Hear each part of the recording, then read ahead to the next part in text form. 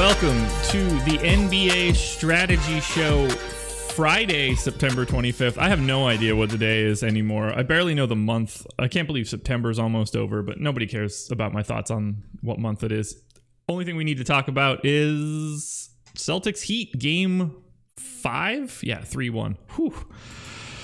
Oh my God, the Heat are going to be in the NBA Finals. So crazy. I'm Josh Engleman. I'm joined by Adam Scherer. We're going to break down this game and then break down again 12 hours from now on Live Before Lock. Adam, what's going on, man? Excited for this game, I guess. I mean, I'm still like waiting for the other shoe to drop on this series because I feel like it should go, further. But now it's an elimination game for Boston, only in game 5. Who wins today? Boston. I hope so. But right? that's been my answer for most of the series. Yeah.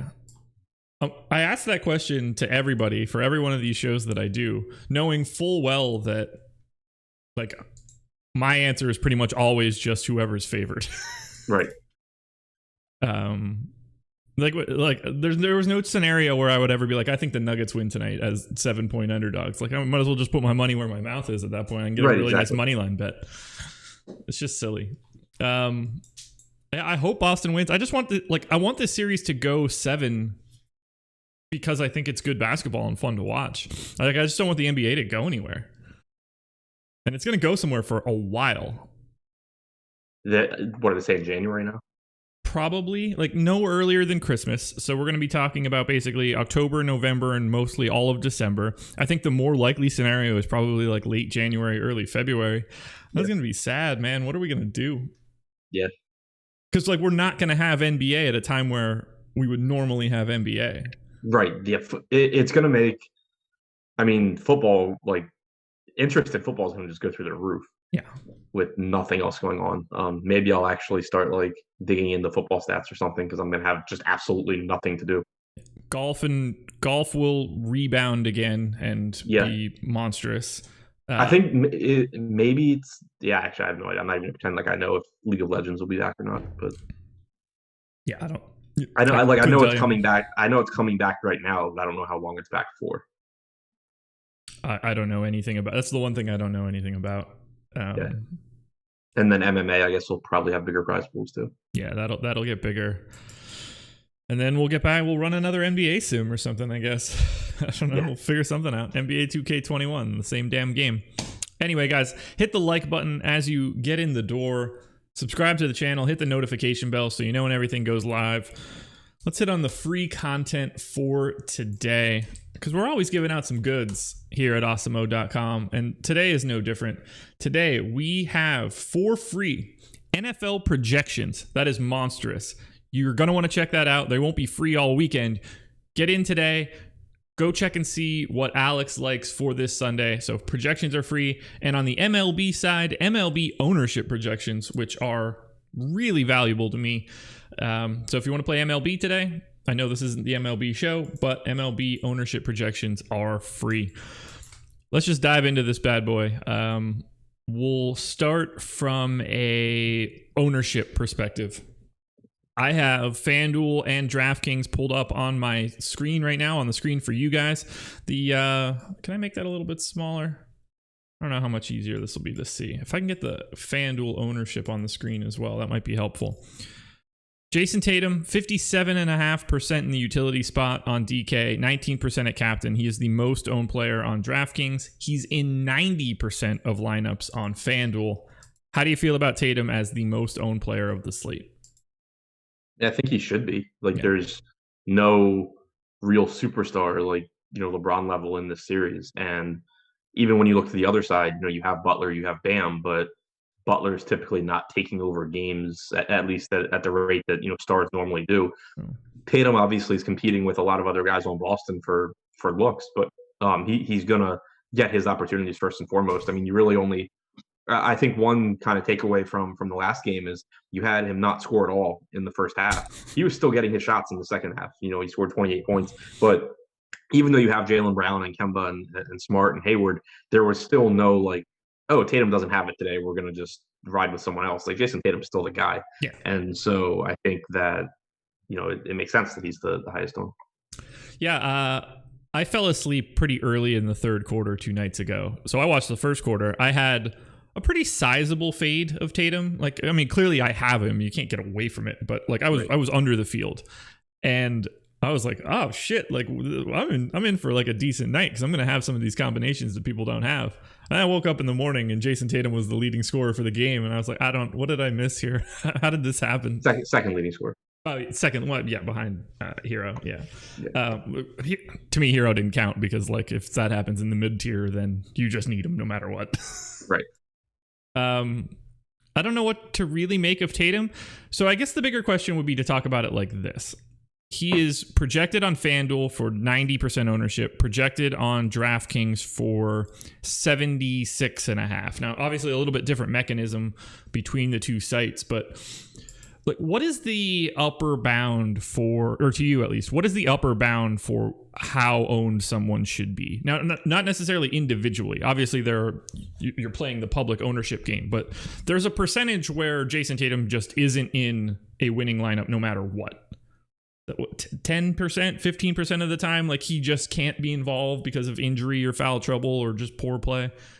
Yeah, I was gonna say 80 to 90% probably as far as the upper bound.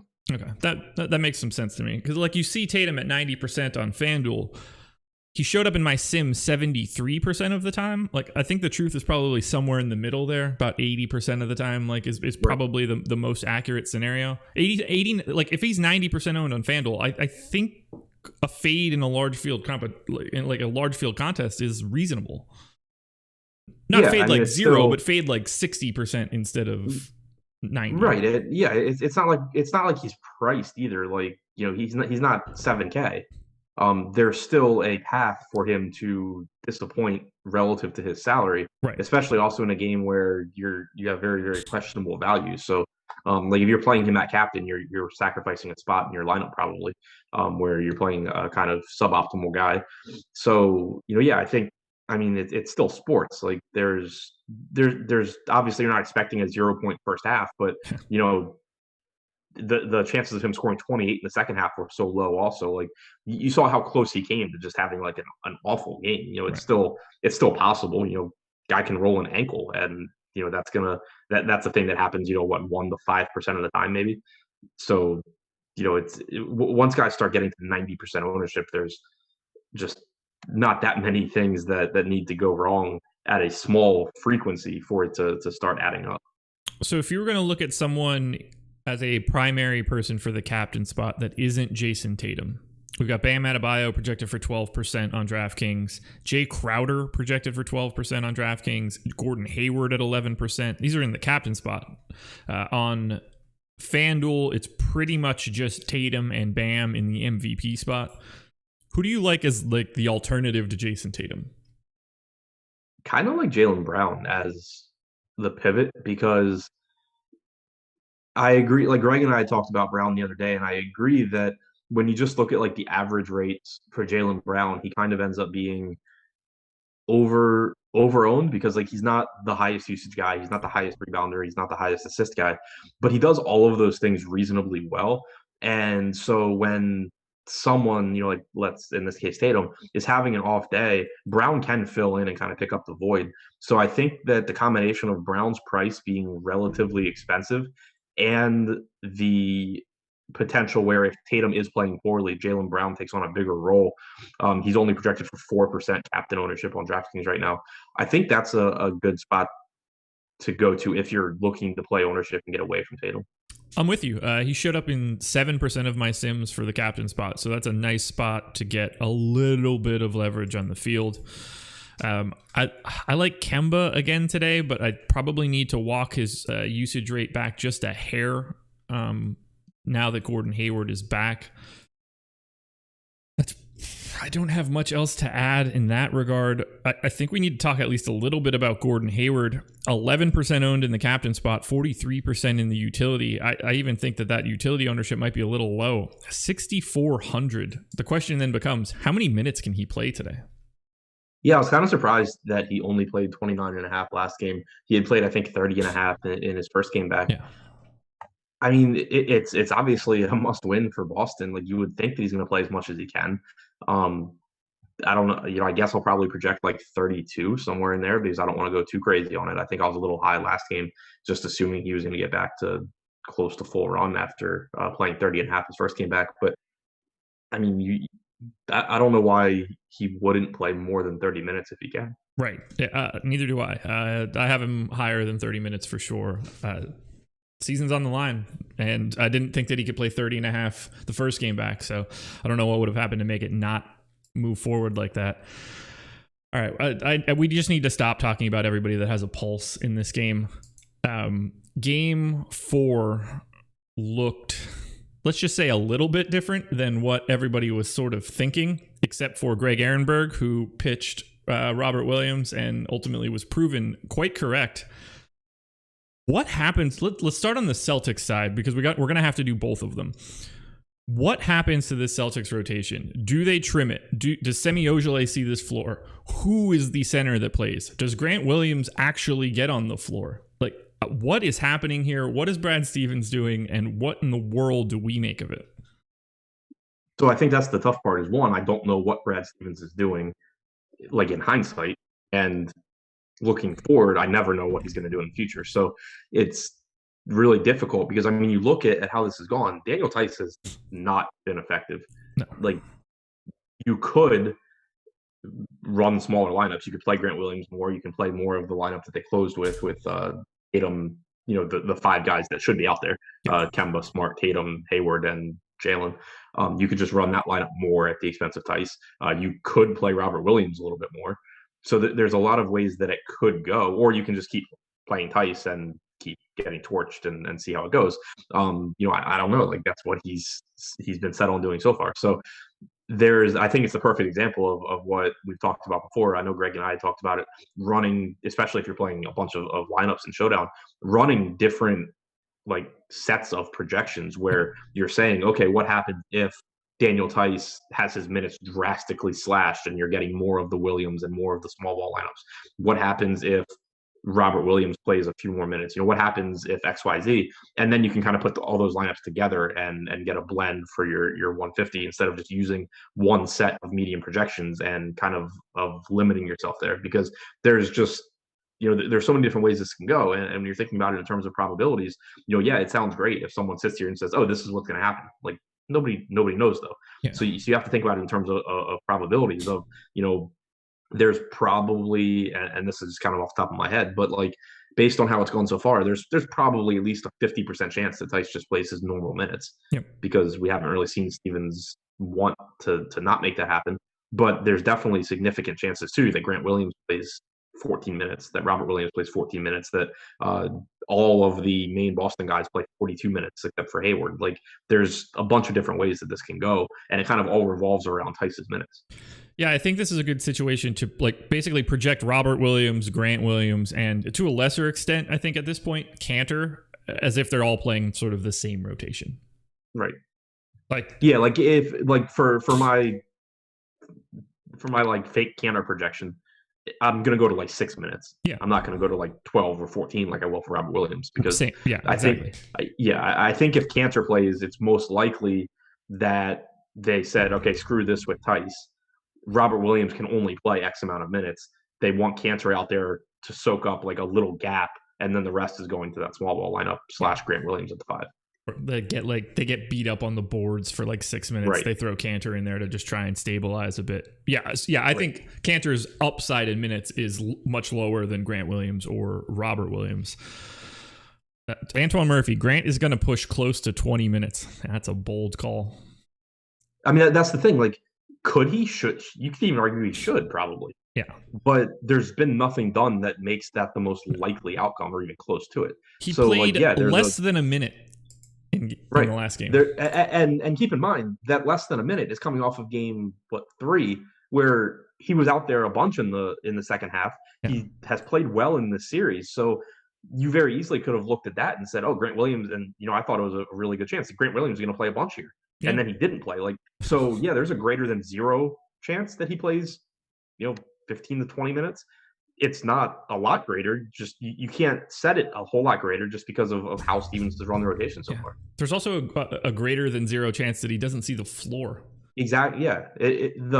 Someone had asked. I guess it was me and Emac and I did the show the other day. The first game Hayward was back, and we were kind of just going through scenarios of who could lose the minutes from Hayward. And someone in chat was like, "Are you guys just like guessing?" And it's just like, "Yeah, that's exactly what we're doing because Yeah. there's no other way to approach this. You just have to think in terms of probabilities and understand that it's not a black and white thing. Like there's not, yes, this guy is going to play. No, this guy is not. Like there's so many different ways this can go. You kind of just have to plan for them. Not to mention, we can quibble on wherever we want to rank these guys. Let's say two of the top coaches in the NBA, we should not be able to predict what they're going to do. And I mean, for me especially, because like I know for a fact I don't understand basketball to the level that like basketball minds do. Like I understand NBA DFS very, very well, and that's all that I care to understand. I don't care about the rest of it. Like, so I definitely know that I can't look at this and say like, oh, this is what Brad Stevens needs to do. This is what he's going to do. Blah blah blah. Like, it's more of just understanding that you don't know with certainty how it's going to go, with the exception of the main guys, and kind of trying to prepare yourself and find edges that way. Find, looking at medium projections across the industry, you have an idea of what rotation the field at large is going to assume happens. Yeah. Play the other ones, because it doesn't have to happen 100% of the time for it to be a profitable strategy. Let's flip this now and have the exact same conversation about the Miami Heat. So Greg messaged me when Robert Williams got in, and I was just like, yeah, man, that's a hell of a call. Where were you on Solomon Hill? So Solomon Hill gets dusted off and sees the floor. Tyler Hero essentially plays all of the time from the time that he didn't start, outside of the beginning of the first and the third quarter. Andre Iguodala plays 27 minutes. Duncan Robinson plays 23, and Jay Crowder doesn't see the floor in the fourth quarter. I think the guy that we need to start with is Iggy. I don't think that he goes that crazy in minutes, but I think that he's just in now. I think it's dependent on Jay Crowder also. Crowder wasn't shooting well at all, and they just said, okay, we're done with this, and Iggy played. The nice thing is that, and you saw it in that game, Iggy can play 28 minutes and still not be somebody you need in your lineup at like minimum salary. Yep. So 6,500 on FanDuel, 3,200 on DraftKings. 6K is the minimum on FanDuel for those that are curious. Like we have him at 23% ownership right now on DraftKings. I can't imagine getting there if that's where the ownership is at. He came in 14% in my sim. Yeah. Like I mean, if Crowder's making his shots, you're not getting fourth quarter run from Iggy. If Robinson's making shots, you're probably not getting fourth quarter run from Iggy. Yeah. It's just, and he's a sub 10% usage guy. He's not going to get a bunch of assists. He's not going to get a bunch of rebounds. So he's kind of just out there. Basically, like if our shooters aren't knocking down shots, we'll put Iggy in to just kind of do the dirty work and whatever. So it's the kind of guy that you're gonna use to get like Jason Tatum at captain, I guess. Yep. But the range of minutes for him is still wide. This is the first game he's played in the second half. I think maybe in the series, definitely in the last couple of games. It was at least in large part because other guys were playing poorly. So it's not like, I don't think the takeaway should be that Iggy is like now a closer for the Heat or something.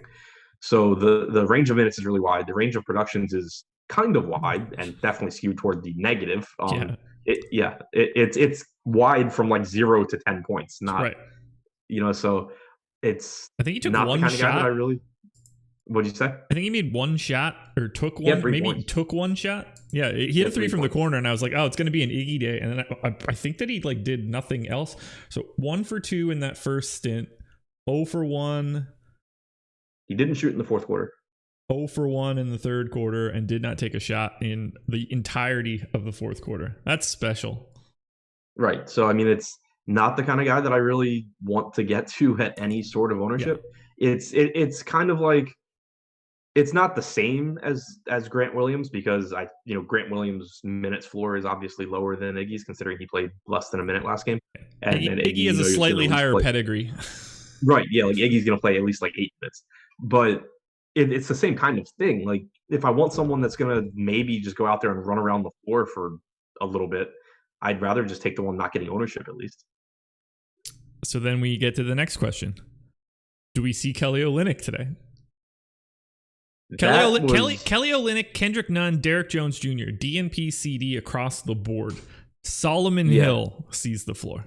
I think we can both agree on this one. We don't expect Solomon Hill out there again. Right. And I mean, that's the other spot where Iggy's minutes came from is, you cut Derek Jones out. That I think is more sustainable, I guess, than, Crowder's going to play some fourth. If he's playing well, Crowder's playing the fourth quarter. Yep. So I don't think that the closing minutes are necessarily there for Iggy, but that first half run where he gets the second stint, I think is possible. Olynyk is another one where I based on last game, I would say the most likely outcome is that he's not playing, but I don't think that's like a 90% probability or anything. And I think that, obviously people aren't going to roster him since he's coming off of a 0-minute game. He's 3,600. I would rather, I'm double checking now. Yeah, I would rather roster $3,600 Olynyk at 1% than $3,200 Iggy at 23%, knowing full well that there's probably a greater than 50% chance that Olynyk's not stepping on the floor. I agree with you. No doubt about it. If Kelly Olynyk isn't getting any ownership, I'll take my chances. Especially if, 20% of all lineups are going to have Andre Iguodala. Right. Oh man, this Heat side is just, and the Celtics side, like the bottom section of these lineups are so difficult, and you wouldn't expect that to be the case in the fifth game of the series. You would think we'd be learning more, not less, but I feel like we're definitely learning less. All we're really learning is that everything depends on what Spo or Stevens happen to see or think they see or whatever, and they're not committed at all to the same rotations with their non-core guys. Who's the best play from the Heat?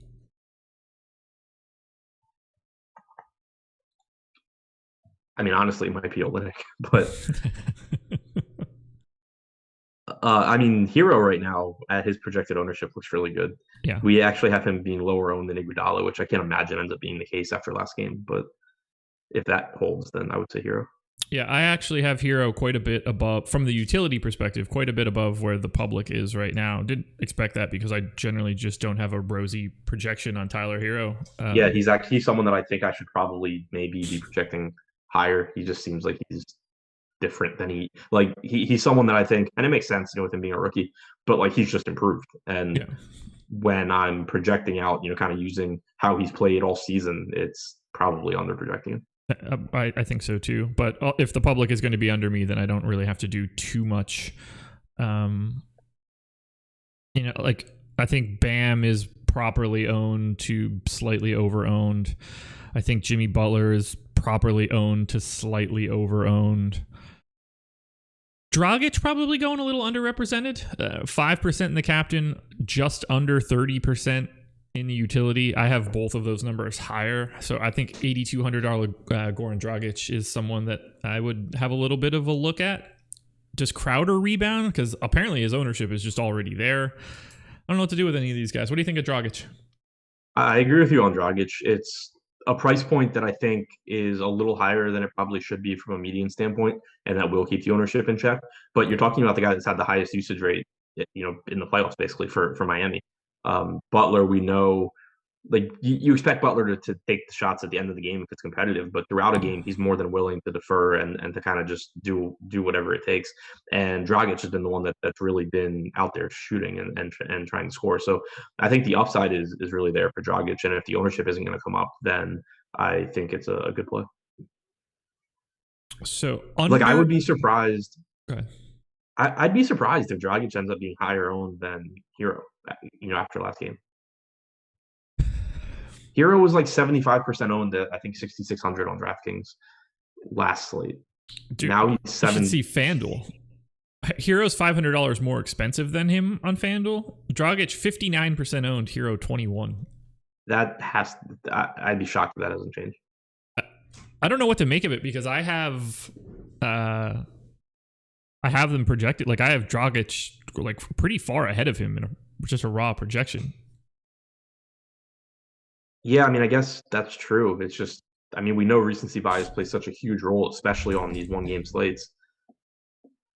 And people were already rostering Hero, and then he just went out there and basically took over a game. I don't know. It's just so hard for me to see him being one of the lowest owned guys today. It's not hard for me to see it because I agree with it, but yeah, I expect this. We're going to learn a lot about like how much public opinion during the playoffs matters for ownership, because Tyler Hero had as good of a game as you could possibly have to boost up your name value for the next game. So it'll be interesting to see. I want to go back and look. What was his ownership on DraftKings? In the like $300 or $500, whatever it is, he was like 75%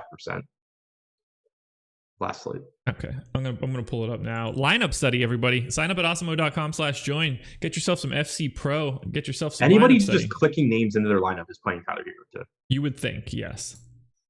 Okay, so Tyler Hero in the $20 500K, 100K to first that's yesterday. So I'm a moron. He's definitely not on the Lakers or the Nuggets, much to the chagrin of both the Lakers and the Nuggets. Alrighty, he was 49.5% owned in the utility spot, 11% in captain at 6,600. So his price went up $1,200. Do we think that's enough to cut his ownership in half? I don't. Yeah. Because the thing is too, and you know, like I agree with you that you think he should be low owned based on like, you know, your numbers. I thought he should be low owned last week. Same. And he wasn't. Yeah. So let's just assume that 20 is probably more like 30. Because I do think it should come down at least a little bit. You shouldn't be projecting Tyler Hero differently at all compared to last game. Obviously, you and I know that. Yeah. Ignoring the conversation we had about how we think we should be projecting Tyler Hero differently, but that's neither. Yeah, that has nothing to do with yesterday or 2 days ago. Yeah, outside of the bigger picture thing, yeah, that's there was nothing from that game. You're not saying he played really well, so his usage is going to go up. You're saying he's just a better player now than he was in October, and we probably shouldn't be waiting October that much. I'll say this much: if he really is 40% owned, like I definitely don't want that much. Right? Yeah, because I mean the salary really did jump. Like, that's a real thing. Yeah, Antoine Murphy says he's going to be in the 60s. I think that's impossible. He's not going up $1,200 in salary and 20% in ownership. That's just not happening. That would be the highest guy on the slate. No one is over 60 right now in our ownership projections. Tyler Hero is not going up $1,200 and gaining 20% ownership. I would be surprised if it's higher than it was 2 days ago. I think that's the ceiling. That's why I was wrong. I thought, for some reason, I thought he was higher than he was. Maybe it was like a single entry or something. In the 333 last slate, he was 53.8%. Yeah, like I think the 49.5 that he had 2 days ago is the upper bounds for today now that his salary is increased. Yeah. Especially because I don't think that there's anything at the bottom that makes it easier to eat that extra $1,200. Right, that's true too. Well, unless you're just going to Iggy, at which point you guys could have your Hero Iggy combos. Like, I'm good then. 19's not happening. That much I'll say. What did you say? The 19% we have him at right now will not be the case. Yeah. Yeah, I think it's higher than that. Yeah. I hope it's 19, because then I'd actually play him. I'll be a day late, but whatever. What else can we touch on for this slate? Like, can we set a line? I wonder if they aren't the sponsor of the show, but shout out to No House Advantage either way. Can No House Advantage set a prop on when Duncan Robinson picks up his first foul? I mean, over under 44 seconds. Every time I look at him, he's just like, he's getting popped for one and being like, again? he looks so frustrated. Like probably a little bit underowned given the lack of value on the slate. 25% in the utility spot right now. Only 10% total on DraftKings or on FanDuel at 8,500. That I get. There's just, I mean, Duncan Robinson might have the biggest variance on the entire slate because he could play himself clean off the floor from foul trouble immediately, or it's the day where he hits 8 threes in the first half and you immediately know you need him no matter if he even plays the second half.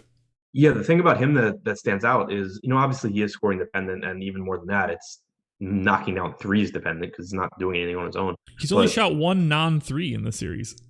Yeah, it's insane. But so yeah, it's not like he's getting a bunch of assists. He's not getting a bunch of rebounds. He's just shooting threes. But the thing about him I think is interesting from a price standpoint is that like the price on Hero came up.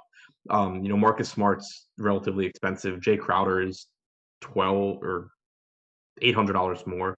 If my math's right, I don't know. It is early for me. Yeah, all right. So $800 more. Robinson's kind of in like a price tier by himself as far as actual functional players that have the potential to play 30 plus minutes if they're not fouling and or are playing well. So while he's not someone that I really like rostering because I think that his ceiling isn't really that high. Like even when he has big games, it's normally, he made 8 threes and then got like 4 peripheral stats. So it's tough for him to like put up a raw point score that you have to have. But when you think about roster construction, he's kind of in a price point by himself, which makes me think that his ownership will be there, but also maybe should be a little bit higher. Yeah, see, the relationship between him and Tice will be interesting. We have Tice basically a little bit under double his ownership. I think that feels okay, but it also feels kind of weird, just given that it's not like Tice's minutes can't yo-yo as well. I was gonna say, do you? I hadn't noticed Tice's ownership when we were talking about it before. I assume I'd be under on that, just because I think that there's so many different ways that he just doesn't get big minutes.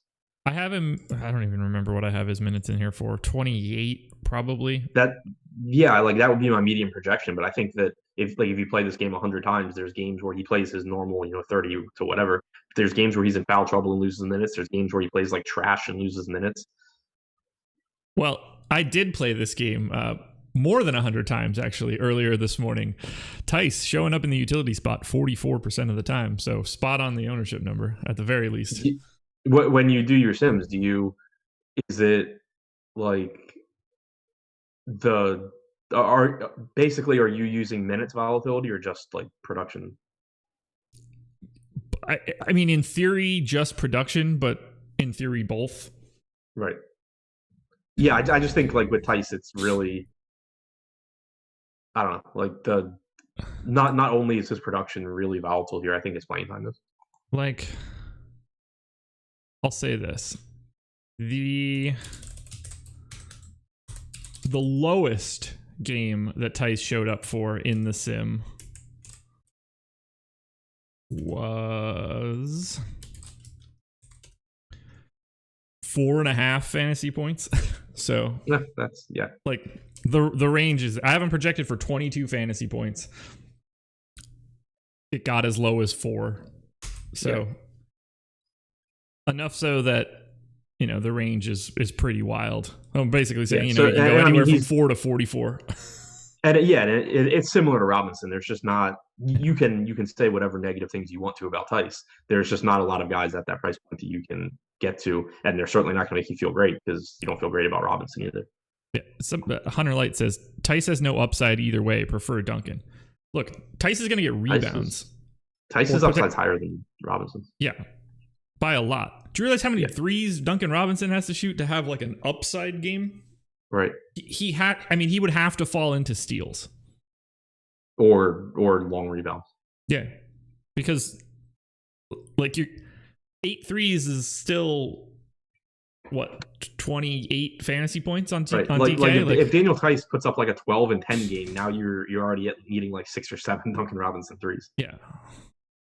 Tice will, and I mean, without question, Tice can block shots. Like that is a thing in his arsenal. Yeah. Something like Duncan Robinson would have to have a legendary shooting game to have a higher ceiling than Tice. He doesn't do enough on the floor to really put all that together.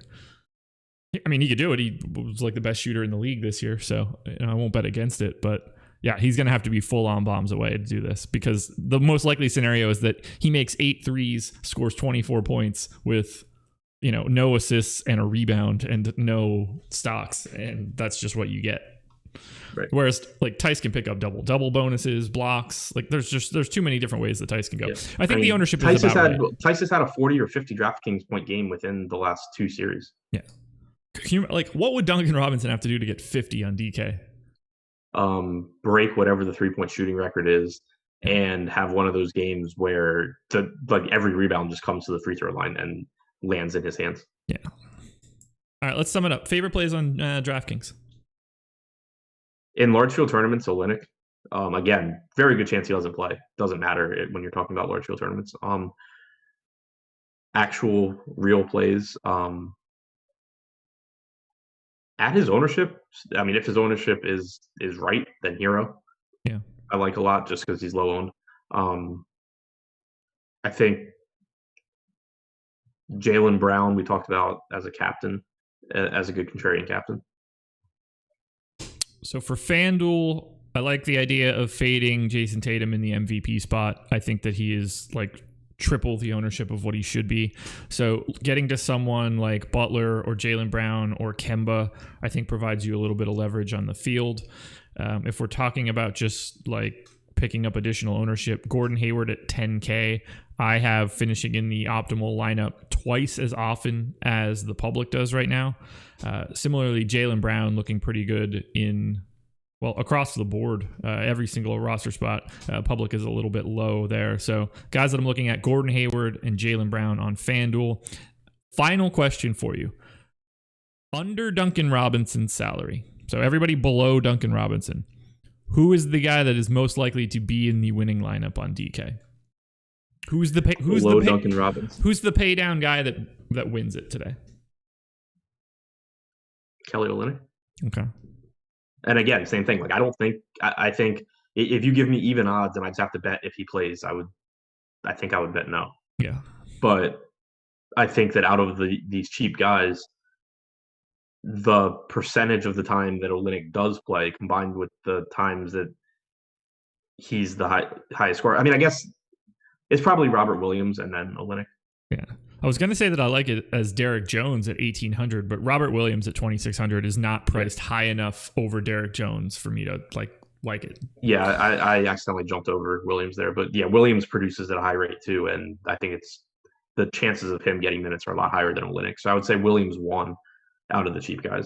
But then when you're factoring in like just how low owned they're going to be compared to their chances of being the top scoring cheap guy, I think Olynyk will look good, even factoring in that he probably doesn't play. All right, we've got 180 people in here right now. I haven't really asked. Adam and I have just been breaking this down. If you guys could hit the thumbs up, it would help us out tremendously. Let's push that number up a little bit more. Adam and I will be back tonight, live before lock. Do you know what time this game locks? Is it 8:30 or 9 o'clock? 8:30. Okay, so Adam and I will be back at like 7:45 Eastern time tonight to break this bad boy down. But we got a ton of content coming up today. I'm looking at it at the screen right now because there's so many shows. Coming up immediately after this, 10 a.m. Eastern time, Jason Floyd, Greg Ehrenberg doing MLB strategy. I will be back at 11 a.m. to do the lineup construction show with the boss man, Alex Baker. So that'll be NFL. At noon, Matt and Kyle are going to be doing a fantasy football stardom sit-em show. Laffy and Alex and Davis Maddock are going to be doing On the Contrary today at 2:30. Ben and Julian with the betting show at 4. MLB Live Before Lock at 6. And then Adam and I are back at 7:45. That's a packed day of content. We're like a television channel at this point. We're the new ESPN. Can't beat it. And who's our Stephen A?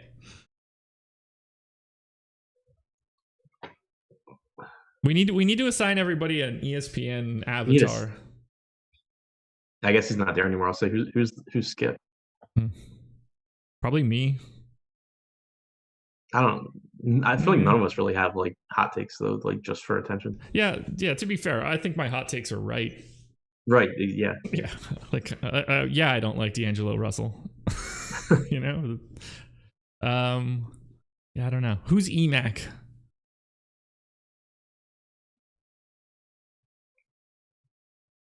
Like a sane Colin Cowherd. I was trying to think of someone with I don't know. I'm gonna have to sit down and think about this a little bit. Chat, you guys think about it.